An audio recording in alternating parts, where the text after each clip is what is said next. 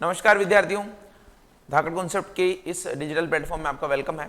और हम एक सीरीज चला रहे थे पहले, जिसमें बैंकिंग अवेयरनेस हम पढ़ रहे थे और 10-15 वीडियो मैंने डाले हुए हैं। इस सीरीज में काफ़ी दिनों बाद, आई होप कि मुझे थोड़ा टाइम का इशू था, तो काफ़ी दिनों बाद एक वीडियो में लेकर आ रहा हूँ। तो ये उसी सीरीज का एडिशन है। पिछली बार हमने जो पढ़ा है उसी से हम आगे बढ़ रहे हैं इसमें। और पिछली बार हम पढ़ रहे थे लोन के बारे में, एडवांसेस के बारे में। और वो जो हम पढ़ रहे थे लोन और एडवांसेस के बारे में, उसमें कुछ चीज़ें हमने देख ली थी। हमने क्या देख लिया था उसमें? हमने ये देख लिया था लोन और एडवांसेस के बारे में कि मैंने आपको बता दिया था कि लोन और एडवांसेस और या फिर क्रेडिट जो है वो एक ही चीज़ है। ये सारी चीज़ें एक ही हैं। और इसमें भी क्या है, इस लोन, एडवांसेस और क्रेडिट में भी अगर आप ध्यान से देखें तो इसमें 2-3 चीज़ें बहुत इंपॉर्टेंट होती हैं आपकी। वो मैंने आपको डिस्कशन भी किया था कि इसमें टाइप्स ऑफ सिक्योरिटी क्या है, यानी टाइप्स ऑफ चार्जेस क्या है। ये मैंने लास्ट वीडियो में लास्ट में बताया था, टाइप्स ऑफ चार्जेस। उससे पहले हमने डिस्कस किया था इसमें कि मार्जिन क्या होता है ना। हमने ये भी डिस्कस किया था कि सिक्योरिटी क्या होता है, सिक्योरिटी में भी अलग अलग सिक्योरिटीज होती हैं। वो सारी बातें हम डिस्कस कर चुके हैं, लोन के प्रकार वगैरह सारे कुछ देख चुके हैं। अब हम इससे आगे बढ़ने वाले हैं कि टाइप्स ऑफ लोन वगैरह जो है ये सारी चीज़ें हमने देख ली हैं। तो इसके आगे क्या चीज़ें हैं, तो इसके आगे मैं आपको आज बताने वाला हूँ जो और भी इंपॉर्टेंट है, वो है इंटरेस्ट रेट। इंटरेस्ट रेट, और ये इंटरेस्ट रेट क्या है? इंटरेस्ट रेट है ब्याज की दर। और ब्याज की दर क्या, अगर बैंक आपको पैसा देगा तो कुछ तो आपसे लेगा ना। ऐसा तो है नहीं कि वो बड़ा धर्मात्मा परमात्मा है कि आपको फ्री में पैसा दे देगा। तो आपको क्या करेगा, वो जब पैसा यूज करने के लिए देता है बैंक, तो वो चाहता है कि इसके बदले में मुझे भी कुछ मिल जाए, मेरा भी रोजी रोटी निकले, मेरा भी जीवन चले। तो मान लीजिए अगर आपको एक बैंक 5 लाख रुपए का लोन देता है तो उस पर एक सर्टेन % से वो ब्याज लेता है आपको। अब वो उस ब्याज में आपको बहुत आसान लगता है कि भाई ब्याज लेगा, और हम इतना सोचते भी नहीं, लेकिन उसमें 2-3 चीजें जो आपको समझने की जरूरत है, तो वही हम बात करेंगे। तो इसी से हम आगे बढ़ रहे हैं। इसके बाद में हम और चीजें भी डिस्कशन करेंगे और वीडियोस भी मैं लेकर आऊंगा। तो चलिए, आप सेशन को लाइक शेयर करिएगा ताकि मैं जल्दी ही लेकर आऊं। तो ये इंटरेस्ट जो है, ये इंटरेस्ट रेट की जो हम बात कर रहे हैं, इसी के बारे में हम बात करते हैं। इसमें 2-3 चीजें मैंने लिखी हैं, देखिए क्या चीजें हैं। एक तो सबसे पहले मुझे इन्हीं मुद्दों पर डिस्कशन करना है। तो इन्हीं मुद्दों पर ये जो लिखे हुए हैं ना, एक्चुअली लिखे हुए होने से आपका ये इजी हो जाता है कि जो चीज़ें लिखी हुई है उनको आप समझा दें, ताकि आपको याद में रहे कि आपको क्या क्या चीज़ें हैं, कुछ पॉइंट छूट ना जाए। तो सबसे पहले मैंने यहाँ पर लिखा है कि इंटरेस्ट रेट 2 प्रकार की होती है। इनके टाइप्स बताए मैंने कि ब्याज दर के प्रकार। ये तो है ब्याज दर के प्रकार। अब ये जो ब्याज दर के प्रकार है ना, ये 2 तरीके के, एक फिक्स्ड है, एक फ्लोटिंग है। पहले इनको समझते हैं, फिर बाद में इनको समझते हैं। ये क्या चीजें मैंने लिखी हैं, ये मेरे लिए लिखी हैं कि ताकि मुझे कोई पॉइंट छूट ना जाए। अब फिक्स्ड इंटरेस्ट रेट क्या है और फ्लोटिंग इंटरेस्ट रेट क्या है, इसके बारे में हम जानते हैं। तो फिक्स्ड इंटरेस्ट रेट का मतलब है कि पूरी लोन अवधि में वो दर जो है आपके लिए सेम रहे, चाहे भूचाल आ जाए, सुनामी आ जाए, अर्थव्यवस्था में उतार चढ़ाव आ जाए, कुछ भी हो जाए, वो रेट हमेशा आपके लिए फिक्स्ड रहेगी। 8% पर लोन दिया है 10 साल के लिए, तो 10 साल तक वो रेट क्या रहेगी, 8% रहेगी। और फ्लोटिंग रेट वह दर है जो, फ्लोटिंग का मतलब तैरता हुआ, बदलता हुआ, तो धाराओं के अकॉर्डिंग, सुनामी के अकॉर्डिंग ऊपर भी जाएगा और नीचे भी आएगा, उसी को हम बोलते हैं फ्लोटिंग रेट। आप क्या लेना पसंद करेंगे सर, फिक्स्ड या फ्लोटिंग? तो कई सारे लोग जो जोखिम से बचना चाहते हैं वो ये सोचेंगे कि सर मैं फिक्स्ड रेट पसंद है। लेकिन फिक्स रेट में एक चीज जो सबसे इंपॉर्टेंट है, चूंकि बैंक आपको एक फिक्स्ड रेट का ऑप्शन देता है, जोखिमों से सुरक्षा देता है, इसलिए ये हायर रहती है थोड़ी। फिक्स रेट जो है higher in comparison to floating. तो ये बात आपको समझ में आ गई होगी। हालांकि अभी जो है इसका चलन बहुत कम है, ये बस मैंने आपको प्रिंसिपली तौर पर बताया है। अब जो है आपकी फ्लोटिंग रेट होती है। अच्छा, फ्लोटिंग रेट में क्या होता है? फ्लोटिंग रेट तो बदलती रहती है, जैसे जैसे समय आता है बदलती रहती है। ठीक है, तो ये दोनों चीज समझ में आई। अब ये फ्लोटिंग रेट में आरबीआई जो है पहले अलग अलग चीजें यूज करता था, उसका इतिहास मैं बताऊंगा। उससे पहले सिर्फ एक पॉइंट आप ये समझिएगा कि रिड्यूसिंग मेथड या इक्वेटेड मंथली जो है आपका, ये चीजें होती है। दोनों के बारे में मैं बता रहा हूं। रिड्यूसिंग मेथड का मतलब क्या है? रिड्यूसिंग मेथड का मतलब यह है कि मान लीजिए आपने 5 लाख रुपए का या 5,000 का ही लोन लिया था, 0 कम लगाने पड़ेंगे, 5,000 का लोन लिया, उसमें से आपने क्या किया, उसमें से आपने 500 रुपए चुका दिए। तो अब आपके लोन की अमाउंट कितनी बची? 4500। और मान लीजिए इस अवधि में आपको 20 रुपए का ब्याज भी लगा, ब्याज भी तो लगेगा ना। तो मान लीजिए आपका अमाउंट हो गया 4570। तो बैंक अब ब्याज किस पर लेता है? 4570 पर। इसी को बोलते हैं रिड्यूसिंग मेथड। रिड्यूसिंग मेथड का मतलब यह है कि वो धीरे धीरे जो अमाउंट कम होता जाएगा, क्योंकि आप चुकाते जाएंगे तो उस पर ब्याज भी कम होता जाएगा, तो लास्ट में जो बचेगा उसी पर लेगा। मान लीजिए अगले महीने फिर आपने 500 रुपए चुका दिए, तो अब तो बचा आपका कितना? 4070, लेकिन इस अवधि में आपको जो 18 रुपए ब्याज मिला, 18 रुपए का ब्याज लगा, तो फिर आपका लोन हो गया 4088। तो अब आपका जो इंटरेस्ट लगेगा वो किस पर लगेगा? 4088 पर। पहले कितने पर लग रहा था? 5000 पर। फिर कितने पर लग रहा है? 4500 पर। फिर कितने पर लग रहा है? 4000 पर। ऐसे इंटरेस्ट जो है कम होता जाएगा, और लास्ट में मान लीजिए लास्ट के महीने में आपको 600 रुपए पे करने हैं, तो इंटरेस्ट भी किस पर लगेगा? 600 रुपए पर। इसी को हम बोलते हैं रिड्यूसिंग मेथड। तो कभी भी लोन ले तो इस चीज का पहले पता कर लें। वैसे तो सभी बैंक यही करते हैं, फिर भी आपके साथ में एटलीस्ट धाकड़ कॉन्सेप्ट के स्टूडेंट होते हुए आपके साथ में धोखा ना हो जाए, ठीक है। रिड्यूसिंग मेथड में अब ये चीज होती है कि चूंकि शुरू में इंटरेस्ट ज्यादा होता है, देखिए 20 रुपया है, फिर कितना? 18 है, धीरे धीरे कम होते होते 2 रुपया भी आ जाएगा। तो रिड्यूसिंग मेथड में करते तो इसी तरीके से है, लेकिन बैंक क्या करता है? बैंक आपकी एक ईएमआई फिक्स कर देता है। हम उसको क्या बोलते हैं? ईएमआई। ईएमआई इसको हम बोलते हैं, ध्यान रखिएगा, यहीं पर मैंने ये लिखा था कि इक्वल नहीं है, इक्वेटेड मंथली इंस्टॉलमेंट बोलते हैं इसको। क्या बोलते हैं? Equated monthly installment. Equated monthly installment, EMIs अगर बोल दें तो इक्वेटेड मंथली इंस्टॉलमेंट्स। तो ये इक्वल नहीं है, ध्यान रखिएगा। मैंने इसलिए लिखा कि मुझे याद रहे, आपको ये बता दूं कि एग्जामिनेशन में सबसे पहला ऑप्शन आपको इक्वली मिलेगा, तो इसको हम बोलते हैं इक्वेटेड मंथली इंस्टॉलमेंट। इक्वेटेड क्यों बोलते हैं? तो मैंने अभी आपको बताया कि जो ब्याज रहता है ना, वो शुरुआत में तो ज्यादा रहता है क्योंकि अमाउंट ज्यादा रहती है, धीरे धीरे अमाउंट कम होती जाती है तो ब्याज कम होता जाता है। लेकिन बैंक आपसे ऐसा नहीं करता है कि आपसे शुरुआत में ज्यादा किस्त ले और बाद में कम किस्त ले। बैंक क्या करता है? शुरुआत और लास्ट की किस्तें इक्वल कर देता है। और वो इक्वल कैसे करता है? उसको भारित बोलते हैं हम, इक्वेटेड बोलते हैं। इक्वेटेड का मतलब ये कि आपको जो किस्त देनी है शुरुआत में, उसमें ब्याज का ज्यादा रहेगा अमाउंट और प्रिंसिपल में कम जाएगा। यानी शुरुआत में जो आप किस्त देंगे उसमें ब्याज में ज्यादा भरपाई करेंगे, प्रिंसिपल में कम करेंगे। जैसे जैसे जैसे जैसे आप बढ़ते जाएंगे अपने कार्यकाल में लोन देने के, उसमें अब लास्ट में तो ब्याज कम होगा तो ज्यादा किस में जाएगा? प्रिंसिपल में जाएगा। लेकिन आपको इससे कोई मतलब नहीं रहता है। बैंक क्या करता है? शुरुआत में सारी गणना करके कि इतना इतना ब्याज लगेगा, तो शुरुआत में एक फिक्स्ड आपको ईएमआई बता देता है कि इतनी ईएमआई आपको देना है। तो ये भी आपको बात समझ में आ गई होगी। फिर हम बात करते हैं ये 3 तरह की इंटरेस्ट रेट की। देखिए, एक को हम बोलते हैं बेस रेट, जो 2010 में लागू हुई थी। फिर 2010 में इसकी जगह एक नई रेट लागू हुई। आपको इसका फुल फॉर्म भी पता होगा ना, तो आपका काम हो गया। मैं तो आपको काफी सारी चीजें बताने वाला हूं इसमें। आपके एग्जामिनेशन में अभी तक यही पूछा गया है कि MCLR का फुल फॉर्म बताइए, इसमें C क्या है, L क्या है। हाँ, इंटरव्यू में जरूर आपको थोड़ा बहुत जो है वो पूछ लेते हैं कि क्या कॉन्सेप्ट है, तो वही हम बात कर लेते हैं। तो MCLR का फुल फॉर्म है marginal cost of fund based lending rate, यानी marginal cost of fund based lending rate इसका पूरा नाम है। कब से लागू हुई? 1 अप्रैल 2016 से। किसकी जगह लागू हुई? बेस रेट की जगह। बेस रेट किसकी जगह लागू हुई थी? बेस रेट एक पहले प्राइम लेंडिंग रेट चलती थी तो उसकी जगह लागू हुई थी, लेकिन उतना इतिहास तो जाएंगे नहीं अभी। सिर्फ बेस रेट के बाद MCLR, और MCLR को भी हटाकर अभी जो लेटेस्ट है वो है रेपो लिंक्ड लेंडिंग रेट। इसको बोलते हैं RLLR। बिल्कुल ताजा तरीन है, याद कर लीजिएगा, एग्जामिनेशन जब भी होगा यही आएगा, रेपो लिंक्ड लेंडिंग रेट।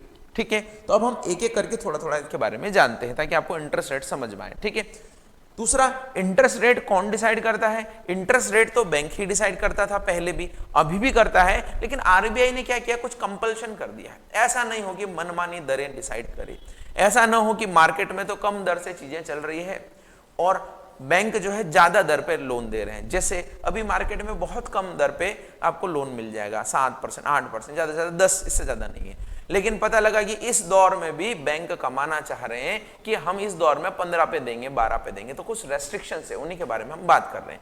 जैसे आपको पेट्रोल के बारे में समझ में आ रहा होगा कि पेट्रोल पहले जब कम था तो भी यही दर थी, सॉरी ज्यादा था, क्रूड ऑयल का प्राइस ज्यादा था, अभी इसे कम से कम 2.5 गुना था, तब भी यही प्राइस था।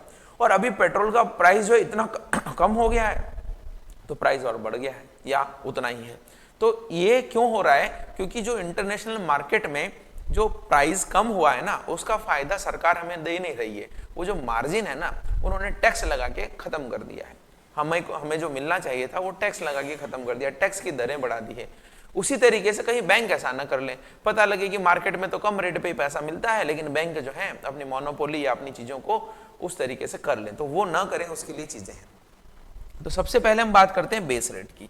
तो इसके बारे में मैं ज्यादा नहीं बात करूंगा क्योंकि ये पुराना इतिहास हो गया, बस इतना समझ लीजिए कि आरबीआई बेस रेट लाई थी और इसको आधार दर नाम दिया था। आधार दर इसलिए दिया था क्योंकि इसमें एक बार आप बेस बना दे, मान लीजिए आपने बोला मेरी रेट 8% है, मेरी आधार दर क्या है 8% है, तो कोई भी बैंक इस आधार से नीचे नहीं जा सकता। यही एक सिंपल कॉन्सेप्ट था, यानी 8% से नीचे कोई लोन नहीं दे सकता था। जबकि प्राइम लेंडिंग रेट का जो कॉन्सेप्ट था, बेंचमार्क प्राइम लेंडिंग रेट उसको हम बोलते थे, तो उस कॉन्सेप्ट में उसमें नीचे भी कुछ रिलैक्सेशन कई सारे लोगों को आप दे सकते थे। तो उसमें क्या हो रहा था कि बैंक को बहुत सारा मार्जिन रहता था, कुछ को ज्यादा पे देता था, कुछ को कम पे देता था। तो ये बेस रेट बनाने से एक आपने लेवल कर दिया कि इससे नीचे तो नहीं जा सकते।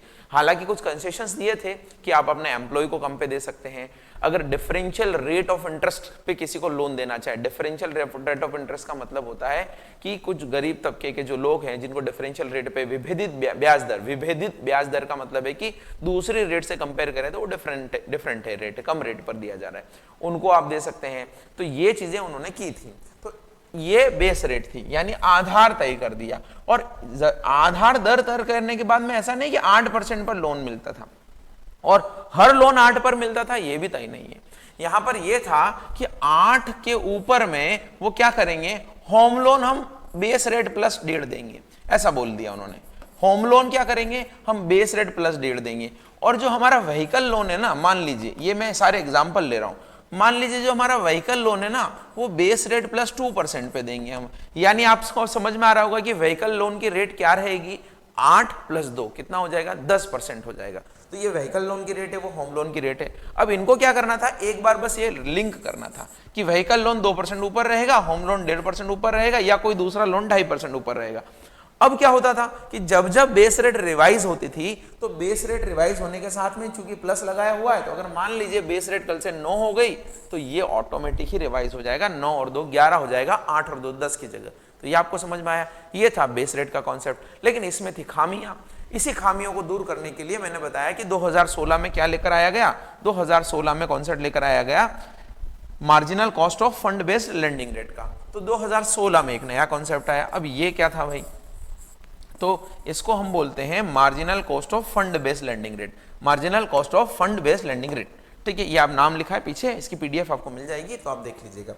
अब इसमें क्या था, इसमें यह था कि बैंक क्या कर रहे थे, ये जो बेस रेट है ना, इस सिस्टम में क्या कर रहे थे कि जब भी आरबीआई दरें कम करता था तो बैंक उसका जो प्रॉफिट है वो आगे पास ऑन नहीं करते थे। मान लीजिए बैंक ने तो अपनी लोन देने की दरें यानी रेपो रेट और बैंक रेट घटा दी, लेकिन जो कस्टमर को फायदा मिलना चाहिए था उन दरों को घटने का, वो बैंक अपने पास रख रहे थे, जैसा अभी सरकार पेट्रोल डीजल के मामले में कर रही है। तो इन्होंने क्या किया, एमसीआर लेकर आए, और एमसीआर की जो कैलकुलेशन थी ना उसमें इन्होंने थोड़ा फैक्टर, कुछ पोर्शन जो है इन्होंने किसका डाल दिया, रेपो रेट का डाल दिया। रेपो रेट का भी वेटेज इसमें दिया। रेपो रेट का वेटेज क्या दिया कि अगर आरबीआई रेपो रेट कम करता है, अगर आरबीआई रेपो रेट कम करता है तो उस कमी का फायदा किसको मिले, उस कमी का फायदा कस्टमर को भी ट्रांसफर हो। तो ये रेपो रेट का एक वेटेज इसमें डाला गया था। इसमें 2-3 चीजें थी जिस पर ये बेस रेट डिसाइड होती थी।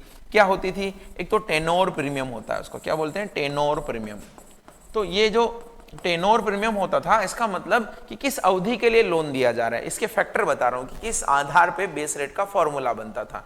तो टेनोर प्रीमियम का मतलब है कि ज्यादा अवधि का लोन है तो ज्यादा रिस्क है तो ज्यादा होगा, कम अवधि का लोन है तो कम होगा, तो वो अवधि कैलकुलेट की जाती थी, उसको टेनोर प्रीमियम बोलते थे कि कितना रिस्क है। ठीक है, दूसरा इसमें क्या होता था, दूसरा इसमें होता था कि आपकी ऑपरेटिंग कॉस्ट भी जोड़िए, आप ऑपरेटिंग कॉस्ट भी जोड़िए। तीसरा क्या है, आपकी ऑपरेटिंग कॉस्ट का मतलब जितने एम्प्लॉय हैं, ब्रांचेस हैं, खर्चा है, मार्केटिंग है, वो सारा ऑपरेटिंग कॉस्ट में आता है। तो आपको बैंक ऑपरेट करने के लिए क्या चीजें चाहिए। फिर क्या करिए, फिर इसमें एक और चीज इन्होंने बोली कि आप जो है negative carry on CRR, negative carry on CRR, ये भी आप देखिए सीआरआर आप समझते होंगे, मैंने पहले बता चुका हूं, जो लोग नहीं देखे हैं पहले वो ध्यान रखिए, अपनी क्लास देखिएगा, मैंने काफी सारी क्लासेस रिकॉर्ड करके रखी हैं और ये सेशन स्पेसिफिकली जो है बैंकिंग लोगों के लिए है, क्योंकि इतना डेप्थ में कभी भी एसएससी नहीं जाता है। तो आपको सीआरआर जरूर एसएससी में पूछा जा सकता है, लेकिन वो इस तरीके से बेस रेट वगैरह नहीं जाएगा। हाँ, कोई नया आया है तो वो एसएससी में पूछा जा सकता है, जैसे आरएलएलआर आया तो उसका जरूर अभी रिसेंट में पूछा जा सकता है। तो नेगेटिव क्वेरी ऑन सीआरआर का मतलब है, देखिए सीआरआर का मतलब होता है कैश रिजर्व रेशियो, और आपको पता होगा कि हर बैंकों को भारत में कुछ अमाउंट कैश में आरबीआई के पास रखना होता है। तो क्या आरबीआई उस पर ब्याज देता है? नहीं देता है। क्यों नहीं देता है? क्योंकि ये तो कंपल्शन है, बैंकों को रखना है। तो आप सोचिए, बैंकों को तो बड़ा नुकसान है। वो पैसा जो वो आरबीआई को फ्री में देता है, वही पैसा वो मार्केट में देकर ब्याज कमा सकता था ना, जबकि उस पैसे पे तो उसको कुछ नहीं मिल रहा है। तो इनको ये भी देखना है अपनी लागत में कि जो पैसे से हम कुछ कमा सकते थे उस पैसे से कुछ नहीं कमा रहे। और एक और चीज कि वो जो सीआरआर के रूप में पैसा हम आरबीआई के पास रख रहे हैं ना, वो किसी से तो लिया होगा ना, हमने किसी कस्टमर से लिया होगा, उसी का तो डिपॉजिट है वो। तो जिस कस्टमर से हमने लिया होगा उसको तो हमें चुकाना ही है ना ब्याज। मान लीजिए सीआरआर के रूप में 1500 रुपए हम रख रहे हैं, 1500 रुपए मैं एग्जांपल ले रहा हूं, वो 1500 रुपए बैंक का अपना खदान थोड़ी है कि पैसा निकालने की खदान है। बैंक भी तो वो पैसा किसी कस्टमर से लेके ही तो दे रहा है ना, बैंक के पास तो सारे का डिपॉजिट आता है, तो उस कस्टमर को तो ब्याज देना पड़ेगा, इसीलिए आपको नुकसान हो रहा है। तो ये जो सीआरआर पर जितना आपका लॉस आप गिनते हैं ना, उसी को बोलते हैं नेगेटिव कैरी ऑन सीआरआर। तो ये बोल रहे हैं कि उसको भी आप कंसिडरेशन में लीजिए। और चौथा और सबसे इंपॉर्टेंट है marginal cost of fund. Marginal cost of fund, तो ये चार चीजों पे जो है इन्होंने बोला कि ये चार चीजें होनी चाहिए। इसी मार्जिनल कॉस्ट ऑफ फंड में इन्होंने क्या किया, रेपो रेट का वेटेज दे दिया कि इसमें एक तो आप मार्जिनल कॉस्ट और एक आता है नेटवर्थ, सॉरी आपका नेट इनकम, यानी उसको हम बोलते हैं रिटर्न ऑन असेट, यानी आपका रिटर्न कैसा हो रहा है, नेट रिटर्न कितना आ रहा है और मार्जिनल कॉस्ट कितनी आ रही है, उसमें आप वेटेज दे दीजिए। 92% तो हम बोलेंगे कि कॉस्ट को वेटेज दे दीजिए और 8% जो है रिटर्न को वेटेज दे दीजिए। उसके बेस पर जो है ये चीजें बनेगी। मार्जिनल कॉस्ट का मतलब ये होता है कि आप जो पैसा आपने लिया है ना, अब मान लीजिए उसके बाद में 1 रुपया और आपको लेना है। मान लीजिए आपने 10,000 मार्केट से उधार लिया, अब 1 रुपया और लेना है, तो उस नए 1 रुपए की कॉस्ट क्या है? नए 1 रुपए की कॉस्ट का मतलब पहले एवरेज होता था। एवरेज कैसे होता था? पहले होता था कि हमने 2 साल पहले इतने पे लिया, 1 साल पहले इतने पे लिया, 6 महीने पहले इतने पे लिया, इन सबका एवरेज कर दिया, दर निकल जाएगी। इसी कारण जो है आपको क्या होता था कि जो रेटें घटने का जो प्रॉफिट मिलना चाहिए वो नहीं मिलता था, क्योंकि अभी तो रेटें घट रही है लेकिन हम तो पुराना एवरेज ले रहे हैं, तो एवरेज के कारण उतना बेनिफिट नहीं मिल पाता था। तो इन्होंने क्या किया कि एक नया रुपया लेने के लिए अभी वर्तमान में जो दर है उसी को हम मार्जिनल कॉस्ट ऑफ फंड बोलते हैं। तो उसका वेटेज 92% रखा। और अभी वर्तमान में पैसा मिलने की दर क्या है? आरबीआई भी तो रेपो रेट पर पैसा देता है, तो वो भी पैसे मिलने की दर है, तो उसको यहां लिंक किया हुआ इन सारी चीजों में। तो इससे क्या निकाल लिया हमने? एमसीएलआर निकाल लिया। और इस एमसीएलआर को निकालने के बाद में हमने इसको भी इसी तरीके से लिंक कर दिया कि MCLR plus 1%, MCLR plus 2%, MCLR plus 3%, और जैसे जैसे एमसीएलआर बढ़ेगी आपकी लोन की रेट भी बढ़ती जाएगी। तो आई होप आपको समझ में आया होगा। इसके बाद में क्या हुआ सर? इसके बाद में आया कॉन्सेप्ट आरएलएलआर का। आरएलएलआर का कॉन्सेप्ट आया 1 अक्टूबर 2019 को। रेपो लिंक्ड रेट आपकी कर दी इन्होंने। अब रेपो लिंक्ड रेट कर दी, इसका मतलब क्या किया? इसका मतलब ये किया कि पूरी तरीके से आपकी उधार देने की दर जो है बैंकों को जो देने की दर है वो सीधा का सीधा किससे कर दी? आरबीआई से लिंक कर दी। अब इसमें आप थोड़ा मार्जिन रख सकते हैं ऊपर, लेकिन जब आपको आरबीआई से उधार मिल रहा है तो आरबीआई से जो उधार मिल रहा है वो अगर कम में मिल रहा है तो आगे भी आप क्या करें? कम में ही तो उधार देंगे। अगर आप कम में नहीं देंगे तो फिर वही बात हो जाएगी कि आप अपने मार्जिन रख रहे हैं बीच में।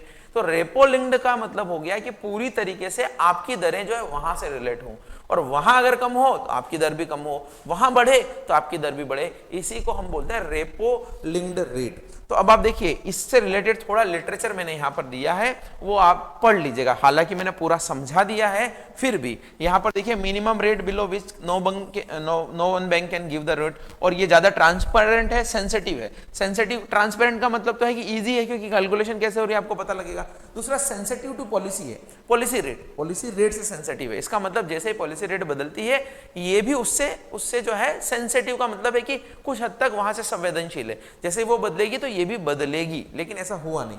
इसीलिए जो है क्या लेकर आए गए कि ये जो है रेपो लिंक्ड लैंडिंग रेट लेके आ गए।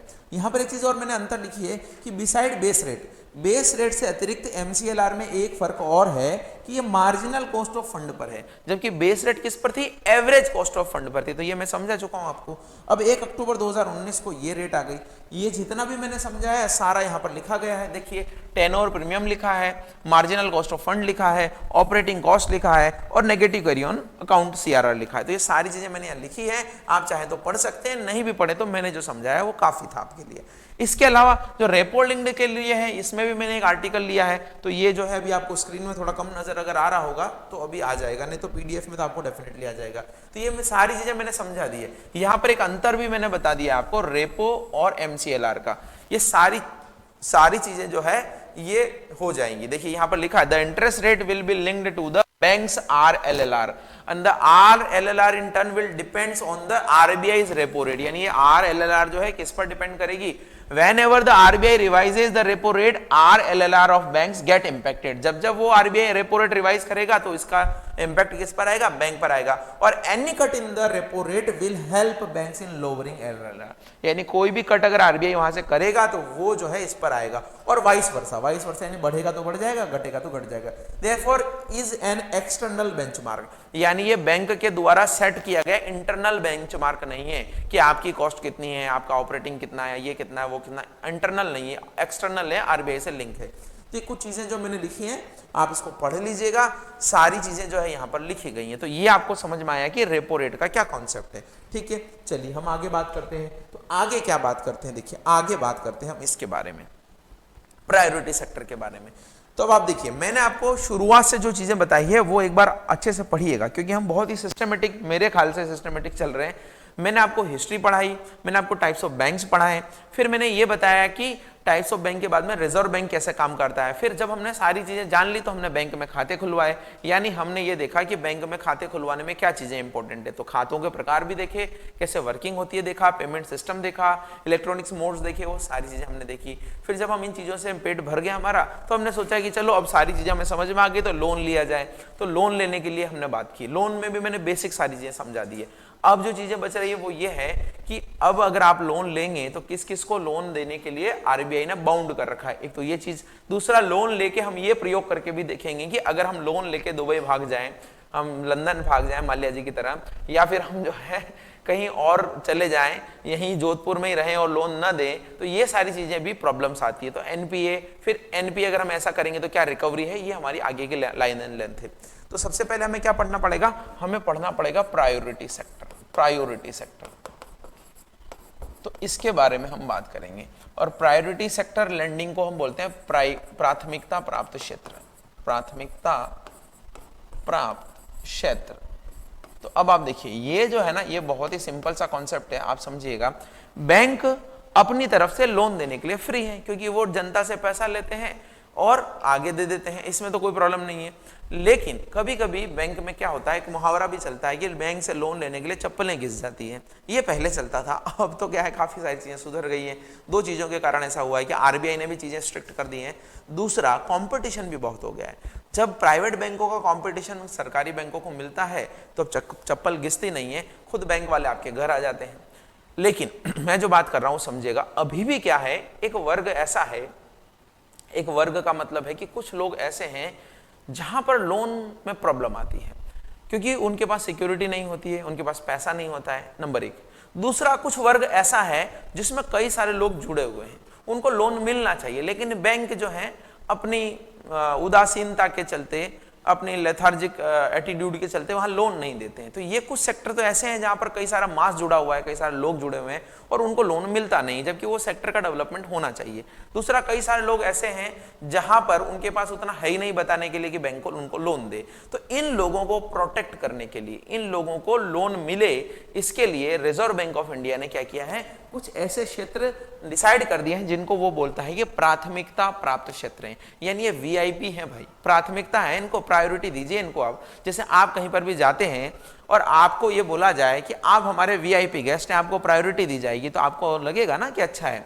और अगर आप पैसे वाले हैं तब होगा, तब तो कोई दिक्कत नहीं है। लेकिन मान लीजिए आप जो है बहुत ही निचले लेवल पर आते हैं और आप जो है किसी फंक्शन में, बड़े फंक्शन में भाग लेने के लिए गए और आपको बोला जाए कि आज के जो हमारे स्टेज शेयर करने वाले लोग हैं उसमें से 40% लोग गरीब तबके के ऊपर बैठेंगे, तो देखिए आपका भी दिल गदगद हो जाएगा और आपकी जो है वैल्यू बढ़ जाएगी। उसी तरीके से रिजर्व बैंक ने क्या किया है, कुछ क्षेत्रों को प्राथमिकता प्राप्त क्षेत्र का दर्जा दिया। क्यों दिया है?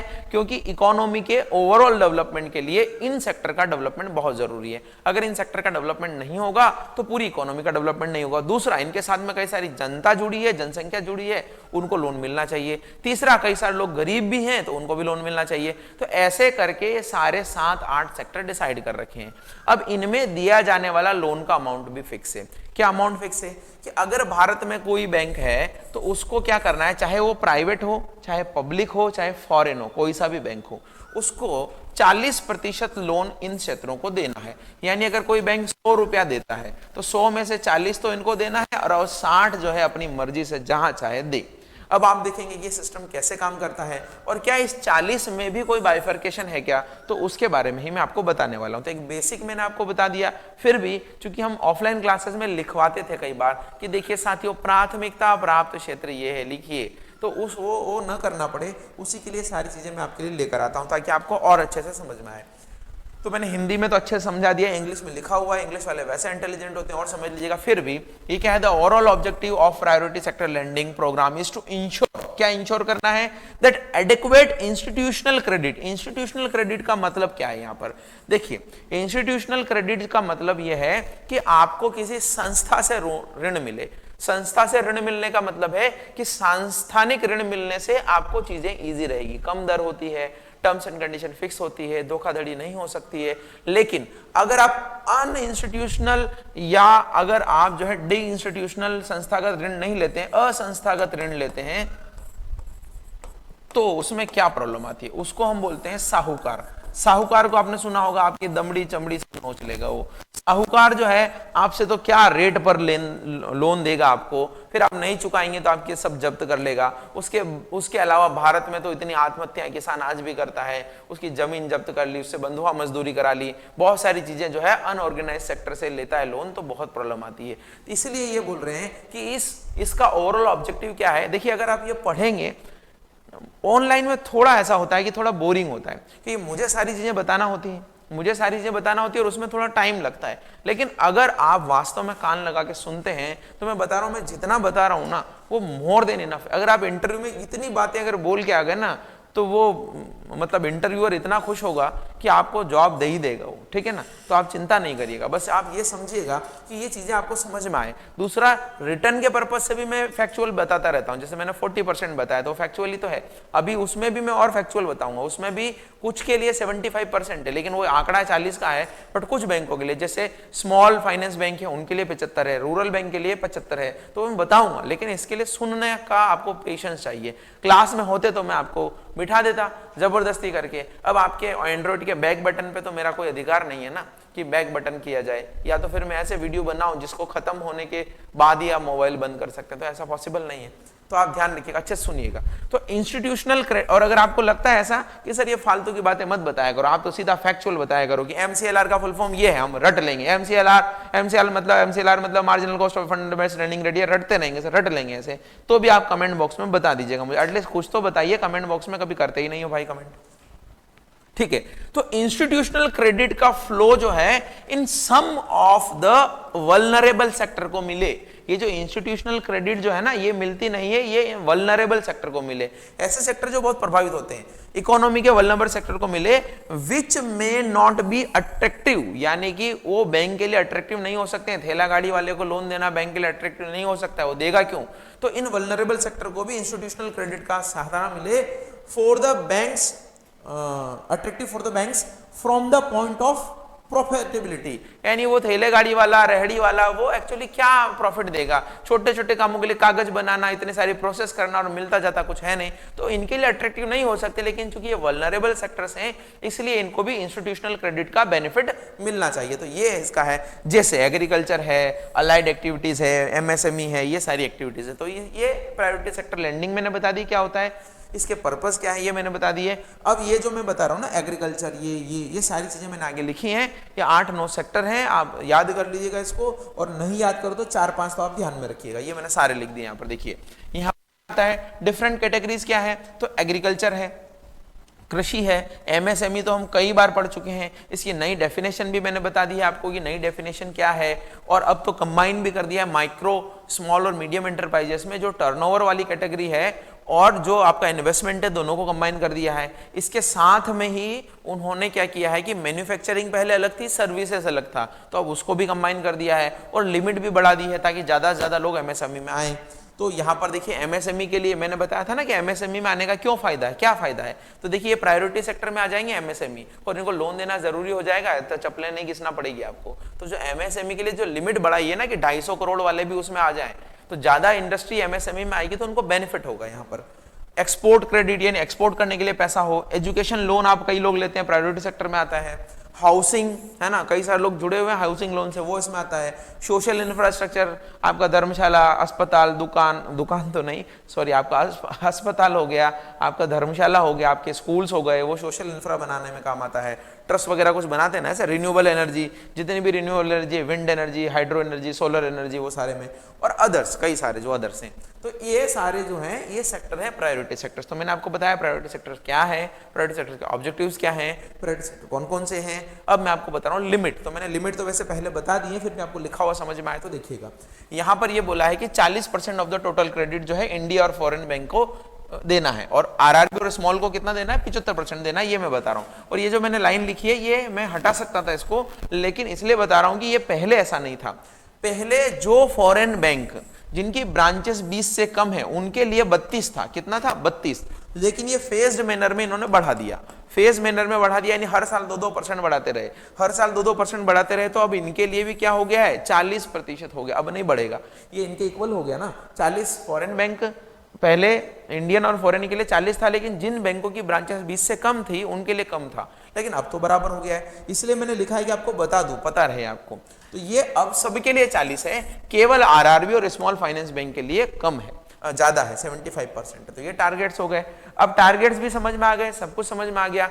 इन टारगेट में भी अब देखिए ये जो 40% का लोन देना है ना, इस 40% में भी कुछ उन्होंने रेस्ट्रिक्शंस लगा रखे। क्या रेस्ट्रिक्शंस लगा रखे हैं, इस 40 में से आप जो है एग्रीकल्चर को इतना दीजिए, एमएसएमई को इतना दीजिए, एग्रीकल्चर में जो छोटे फार्मर है उनको इतना दीजिए, ये सारे रेस्ट्रिक्शंस लगा रखे। और कुछ सेक्टर में तो पैसे की कैप लगा रखी है। पैसे की कैप कैसे लगा रखी है कि अगर आप 10 लाख का लोन देंगे एजुकेशन के सेक्टर में, तो वो 10 लाख का लोन ही प्रायोरिटी सेक्टर में आएगा। इसका मतलब ये नहीं है कि एजुकेशन के लिए 10 लाख से ज्यादा का लोन नहीं मिलता है। इसका मतलब ये है कि 10 लाख से ज्यादा का लोन तो मिलेगा, लेकिन अगर आप ज्यादा का लोन देंगे, हार्वर्ड में पढ़ने के लिए 50 लाख का लोन देंगे, तो वो प्रायोरिटी सेक्टर में नहीं आएगा। अगर आप मकान बनाने के लिए अनिल अंबानी तो लोन लेने लायक रहे नहीं अभी, मुकेश अंबानी को अगर आप 500 करोड़ का लोन देंगे, तो बताइए उनको क्या प्राथमिकता देनी चाहिए। हम किसकी बात कर रहे हैं, हम गरीबों की बात कर रहे हैं, लोअर इनकम ग्रुप की बात कर रहे हैं, मास लेवल पे बात कर रहे हैं, जहां पर कई सारे लोग जुड़े हुए हैं। अब उनको 500 करोड़ का लोन देंगे ना, उसमें तो कितने निपट जाएंगे यहाँ पर। तो इन्होंने क्या लिमिट बना दी कि इससे ऊपर जाएंगे तो देखिए प्रायोरिटी सेक्टर में नहीं आएगा, फिर आपके टारगेट पूरे नहीं होंगे 40% के।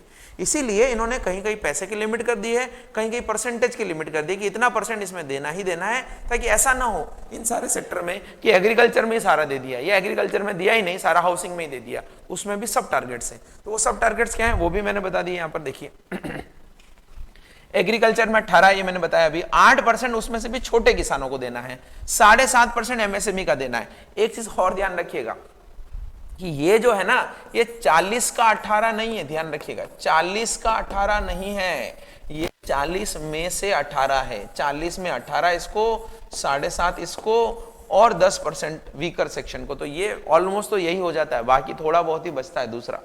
तो ये परसेंटेज है। फिर वीकर सेक्शन को 10% देना है। वीकर में कौन कौन आते हैं, वीकर में बहुत कैटेगरी है। स्मॉल मार्जिनल फार्मर आते हैं, डिस्ट्रेस्ड पीपल आते हैं, प्रधानमंत्री जनधन योजना वाले आते हैं, SC/ST वाले आते हैं, माइक्रो फाइनेंस जो देते हैं, माइक्रो फाइनेंस का मतलब 50,000 तक छोटा लोन देना, वो आते हैं।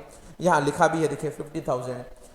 लेकिन ये वीकर सेक्शन में आपको एक क्राइटेरिया बताया इन्होंने। वो क्राइटेरिया क्या है, ये सारे हर लोग बोलेगा कि हम डिस्ट्रेस्ड हैं, तो उसको मानेंगे नहीं। क्या इनकम क्राइटेरिया है, 1 लाख का तो रूरल में है और 1.6 लाख का अर्बन में है। ये क्राइटेरिया इन्होंने फिक्स कर रखा है और ये प्रधानमंत्री जनधन योजना पे भी अप्लीकेबल है। तो ये वीकर सेक्शन हो गया, ये मैंने आपको बता दिया। और एमएसएमई की परिभाषा जो है नई मैं बता चुका हूँ, इससे पहले वाली क्लास में मैंने बताई भी थी, तो आप ध्यान रखिएगा, उसको पढ़ लीजिएगा।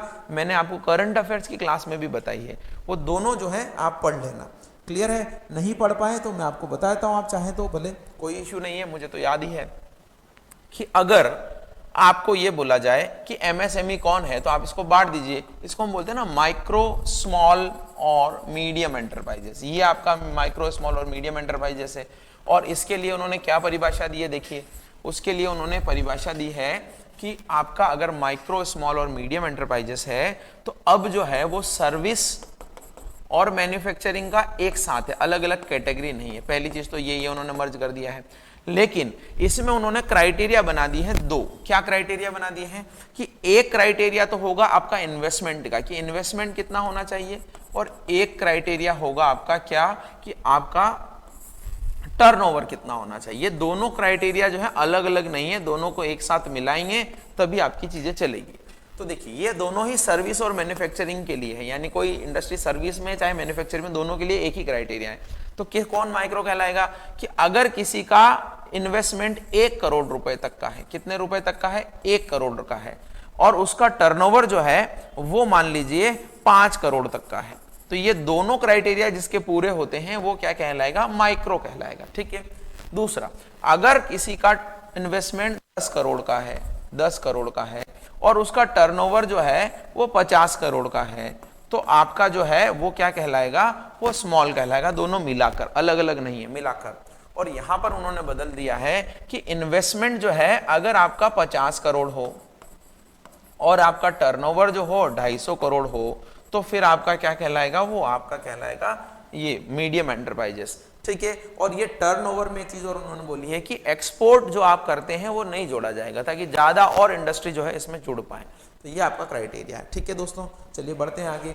आगे क्या है, ये सब टारगेट्स ही बात कर रहे हैं हम, सब टारगेट्स है। ठीक है ना, ये यहाँ पर क्या है, सब टारगेट्स क्या चीजें हैं, देखिए यहां पे मैंने बताया कि परसेंटेज का क्राइटेरिया क्या है, वो मैंने बता दिया। माइक्रो में कितना देना है, स्मॉल इंडस्ट्री में 7.5% देना है, एग्रीकल्चर में देना है, लेकिन कुछ की लिमिट भी है, मैंने बताई थी पैसे की लिमिट। जैसे हाउसिंग के लिए अगर आप लोन दे रहे हैं तो 35 लाख का लोन जो है मेट्रो में हाउसिंग के लिए दिया जा सकता है। 35 लाख से ऊपर का अगर आप अमाउंट देंगे तो दे तो सकते हैं, लेकिन फिर आपके टारगेट में गिना नहीं जाएगा, 40% के टारगेट में, ध्यान रखिएगा आप। 35 लाख का लोन ऐसा माना जाता है कि ठीक है, वो उन लोगों को दिया जाता है जिनका मकान वो नीचे लेवल पर है, यानी 10, 20 लाख, 15 लाख, 20 लाख, 30 लाख मीडियम क्लास लोग हैं, हाई क्लास लोग नहीं, उनके करोड़ों के मकान में बनते हैं। फिर 25 इन अदर सेंटर, यानी 25 लाख जो है दूसरे सेंटर में, मेट्रो में 35 लाख। लेकिन इन्होंने एक कंडीशन और लगा दी है कि हाउस की जो कॉस्ट है ना भाई साहब, वो 45 और 30 से ऊपर नहीं होनी चाहिए। 45 कहां पे, मेट्रो में, और 30 कहां पे, अदर में। कैसे, ऐसा क्यों रेस्ट्रिक्शन है? इंडिया में तो नियम ही इतने वो खतरनाक बनते हैं, उनको पता है कि इंडियंस इस तरीके से हैं कि कुछ न कुछ जुगाड़ निकाल लेंगे। जैसे मान लीजिए मुकेश अंबानी मकान तो बना रहे हैं 500 करोड़ का, लिए 500 करोड़ का मकान बना रहे भाई साहब, और शायद एंटीलिया बना भी लिया इन्होंने, और 500 करोड़ के लिए बैंक में बोल रहे हैं कि सर मुझे 30 लाख का लोन दे दीजिए आप। तो आप सोचेंगे फिर ये तो प्रायोरिटी सेक्टर में आ जाएगा, क्योंकि लोन तो 30 का ही है। तो इन्होंने रेस्ट्रिक्शन दे दिया कि लोन तो 35 तक ही दे सकते हैं, और उस हाउस की कॉस्ट भी इतनी नहीं होनी चाहिए। हाउस की कॉस्ट भी कितनी होनी चाहिए, 45 और 35 ही होनी चाहिए, 30 ही होनी चाहिए। पता लगा कल से कोई 2 करोड़ का लोन बनाएगा और लोन लेगा सिर्फ इतना, तो उसको प्रायोरिटी सेक्टर की जरूरत नहीं, इतना घर बना रहा है, इतना खर्चा कर रहा है, तो पैसा तो है ही उसके पास। दूसरा, एजुकेशन का 10 लाख है, सोशल इंफ्रा का 5 करोड़ है, रिन्यूएबल एनर्जी का 15 करोड़ है। ये जो है रिन्यूएबल एनर्जी में भी ये किसी संस्थान के लिए 15 करोड़ है। और अगर कोई पर्सनल व्यक्ति अपने जो है आप अपने एग्रीकल्चर में या कहीं पर भी अपनी छत पर अपना पर्सनल जो है ये रिन्यूएबल एनर्जी वाला, सोलर एनर्जी वाला लगाना चाहें तो उसके लिए 1 करोड़ है, और संस्था लेगी तो कितना है, 15 करोड़ है। तो ये फैक्चुअल इंफॉर्मेशन है जो आपके क्वेश्चन बन सकते हैं। आई होप कि मैंने आपके सामने सारी चीजें खोलकर रख दी हैं। ये सारी चीजें आप समझिएगा, देखिएगा, पढ़िएगा। और इसके बाद में जो हम पढ़ेंगे वो क्या है, अच्छा ये और एक और बात कर लेते हैं। इसके बाद में हम जो है आगे एनपीए पढ़ेंगे। तो ये 2 बातें और रह गई। देखिए मैंने बोला था ना, कुछ चीजें भूल जाते हैं तो पता रहती है। ये क्या है समझिएगा, ये क्या है, ये क्या चीजें हैं मैं आपको बता देता हूं। कि अगर आपको मान लीजिए कि अगर आपको ऐसा बोला जाए कि प्रायोरिटी सेक्टर लेंडिंग टारगेट आपका 40% है, यानी 100 में से कितना देना है, 40 का देना है, 100 में से 40 का लोन देना है आपको प्रायोरिटी सेक्टर में। सेक्टर मैंने बता दिया, अमाउंट मैंने बता दी, परसेंटेज मैंने बता दिया। अगर मान लीजिए आप 40 नहीं दे पाते, यानी आपने 1500 करोड़ का लोन बांटा, कितने का लोन बांटा, 1500 करोड़ का, उस 1500 करोड़ का 40% लोन यानी 15 चौके 60, 600 करोड़ का लोन आपको किस में जाना चाहिए, प्रायोरिटी सेक्टर में जाना चाहिए था। बाकी 900 करोड़ आप अपनी इच्छा से दे सकते हैं। लेकिन आपने गलती से उस साल थोड़ा कम लोन दिया, आपने जो है ना 550 करोड़ का लोन दिया, तो 50 करोड़ का आपका हो गया शॉर्टफॉल। शॉर्टफॉल का मतलब है कि 50 करोड़ आप चूक गए, 50 करोड़ आप कम दे पाए उसमें, तो आपको ज्यादा देना चाहिए था। तो पहले तो ये था कि इस 50 करोड़ पे आपको पेनल्टी लगा दी जाती थी, इस 50 करोड़ पे आपको पेनल्टी लगा दी जाती थी, यानी आपको ये 50 करोड़ नाबार्ड को दे देने थे, वो भी मैं बात करूंगा आपके सामने। लेकिन इन्होंने एक नया तरीका निकाला है। क्या नया तरीका निकाला है? मान लीजिए एक और कोई बैंक है जिसको 200 करोड़ का लोन उसने टोटल दिया, 200 करोड़ के लोन में टोटल में उसने क्या किया कि 40% देना था, लेकिन वो 40% में जो इसको देना था ना वो 800 करोड़ होता है, और इसने दूसरे में कितना देना था, 1200 करोड़। बट इसने 800 की जगह क्या दे दिया, इसने 800 की जगह दे दिया 900 करोड़, 900 करोड़ दे दिया। तो कितना ज्यादा दे दिया इसने, 900 करोड़ दे दिया, 800 देना था, तो इसका तो 100 प्लस, शॉर्टफॉल नहीं है, इसका तो एक्सेस है। और ये जो एक्सेस है ना, इस पर उसको कुछ खास फायदा होता नहीं था। तो बैंक भी क्या करते थे, कट टू कट चलते थे, एज चलते थे एकदम, कि इन सेक्टर में उतना ही दे जितना ज्यादा है। तो साल भर यही टेंशन में रहते थे वो कि इतना ही देना है, इतना ही देना है, इतना ही देना है, इसे ज्यादा मत दो, ज्यादा पहुंच जाएगा। तो अभी आरबीआई ने क्या घोषणा की है कि ये जो 100 का है ना, ये इसको 50 का एक सर्टिफिकेट दे सकता है कि देखो भाई मैंने ज्यादा दिया है, तुमने कम दिया है, तुम मेरे से 50 रुपए का क्या एक सर्टिफिकेट ले लो, जिसको हम बोलते हैं PSLC, priority sector lending certificate. इससे क्या होगा, इससे ये खरीद लेगा। ध्यान रखिएगा, लोन इसने दिया है, दायित्व भी इसका है, रिकवरी भी इसकी है, सब कुछ इसका ही है। बस इसको एक सर्टिफिकेट देगा, उसके बदले में इसको पैसा मिल जाएगा कि भाई मेरे टारगेट जो है वो मैंने ज्यादा अचीव कर लिया, आप ले लीजिए, इसके बदले में कुछ पैसा इसको मिल जाएगा। उस लोन की रिकवरी, उस लोन का लाइबिलिटी ट्रांसफर नहीं होगा, सिर्फ उस लोन का अमाउंट जो है ये बोलेंगे कि मेरी जगह इसको मैं दे रहा हूं, तो इससे कुछ पैसा इसको मिल जाएगा। ये प्रायोरिटी सेक्टर लेंडिंग सर्टिफिकेट का काम आरबीआई ने किया है। क्या अच्छा हुआ इसमें, ये लोग भी मोटिवेटेड होंगे, भाई दे दो आप, तो अगर 500 करोड़ 200 करोड़ भी ज्यादा दे दिया ना, मान लेते हैं, तो वो बेच देंगे हम, वो बेचने का मतलब उसका सर्टिफिकेट इशू कर लेंगे जिन बैंकों को जरूरत है, तो ये लोग भी बिंदास लोन दे सकते हैं। तो इसी को हम बोलते हैं प्रायोरिटी सेक्टर लेंडिंग सर्टिफिकेट। ये आपका PSL से पूरा नाम आ सकता है। तो ये जो मैंने यहाँ पर महाभारत लिखी है ना, ये पूरी यही है कि what are priority sector lending certificate, ये पूरा मैकेनिज्म मैंने बता दिया यहाँ पर।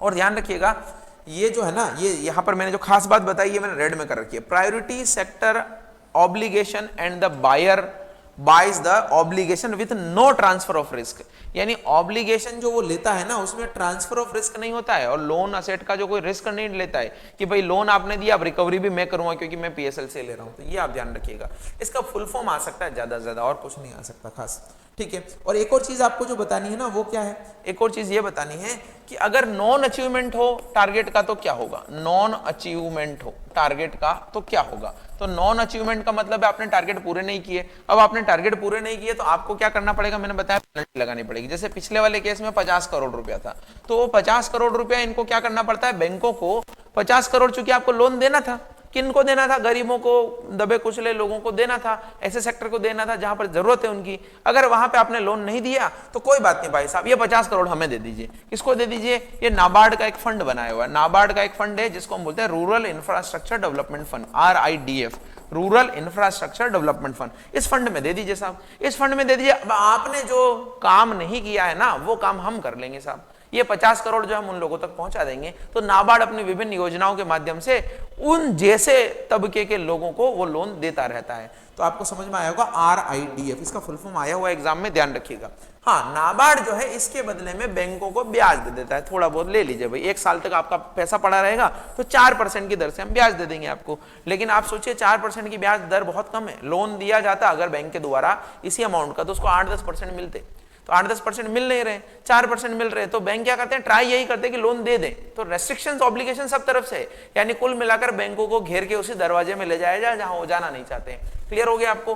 तो ये जो है 4% का ब्याज इसमें मिलता है, नाबार्ड, आरडीएफ वगैरह ध्यान रखिएगा आप। यही मैंने इसमें लिखा है स्लाइड में कि banks will have to deposit amount equal to the shortfall in PSL in RIDF manage by the NABARD. 4% interest मिलता है। बस यही चीजें मैंने सारी हाथ से भी लिख दी है, ऐसे भी बता दी है, सारी चीजें मैंने बता दी है। अब हमारा जो नेक्स्ट टॉपिक रहेगा वो रहेगा एनपीए के बारे में, और ये भूत है एनपीए जो है ना, बैंकों को रात में भी डरा रहता है। तो ये एनपीए के बारे में हम पढ़ेंगे, अगला स्लाइड जो है हमारा यही है। तो नेक्स्ट क्लास में हम पढ़ेंगे एनपीए के बारे में, पढ़ेंगे पहले तो, फिर एनपीए की रिकवरी के बारे में पढ़ेंगे कि वो कैसे होती है। तो इसी तरीके से हमारा बैंकिंग आगे चलता रहेगा। तो धन्यवाद दोस्तों।